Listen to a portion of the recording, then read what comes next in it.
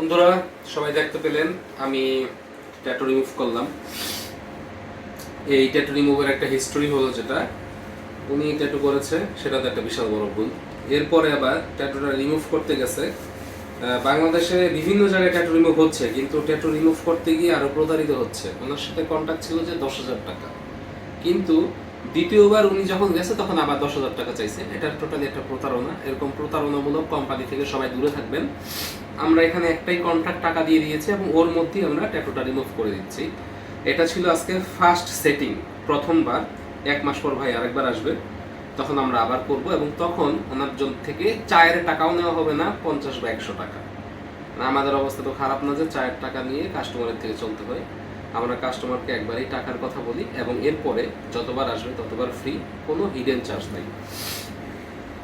ভাই আপনি ঠিক 1 মাস পর আসবেন, হ্যাঁ 1 মাস পর এসে চলে যাবেন। আর আপনি অবশ্যই, আপনার উচিত ছিল যে দ্বিতীয়বার গিয়ে যে আপনার থেকে টাকা চাইছে এটা তাদেরকে ধরা। আপনি ধরেন নাই কেন আমি জানি না, তবে ইয়ং জেনারেশন যারা আছে, হ্যাঁ আপনি ইয়ং কিন্তু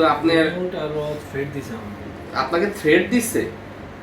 কাস্টমারকে থ্রেড দেয়, আর কাস্টমার হলো লক্ষ্মী। আমরা হাত পা টিপা কাজ করি, কারণ তাদের টাকা দিয়ে আমাদের মেশিনের খরচ উঠবে, আমার সংসারের খরচ উঠবে এবং তার একটা সার্ভিস পাবে, আমি চলবো না। রে ভাই আপনাকে কি থ্রেড দিছে?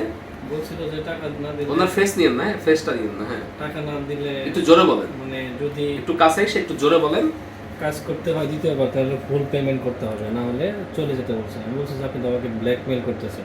ব্ল্যাকমেলের কি আছে? আপনি যদি ব্ল্যাকমেল ভেবে নেন ব্ল্যাকমেল, কিন্তু টাকা দিয়ে আমার কাছে কাজ করতে হবে। আমি বলছি যে আপনার আমি আচ্ছা কোম্পানির নাম আমরা বলবো না, কারণ কোম্পানির নাম বইলে আসলে কোনো লাভ নাই। হ্যাঁ কোম্পানির নাম বললে আমরা কি করব, মানুষের আসলে এতে প্রমোট হয়। এখন হলো নেগেটিভ প্রমোটে মানুষ আপনারা দেখতে পেলেন যে যে ভুক্তভোগী ভাই যার এটা, আপনার মধ্যে তো দিনের দাওয়াত আসছে নাকি? Yes or no? ইয়েস। মানে তার মধ্যে দিনের দাওয়াত আসছে, সে মুসলমান, ছোট বয়সে মানুষ ভুল করতেই পারে।